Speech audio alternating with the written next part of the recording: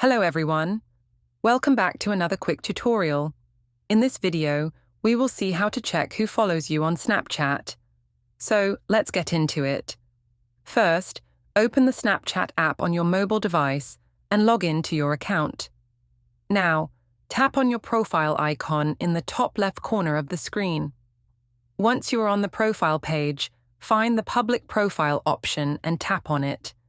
Here, you can see the number of followers you have next to your username and name. To see the details of your followers, go back to your account and scroll down to the Friends section. Tap on the My Friends option to see the list of friends who are your followers. Go back and tap on the Add Friends option.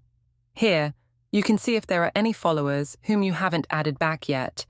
And there you have it.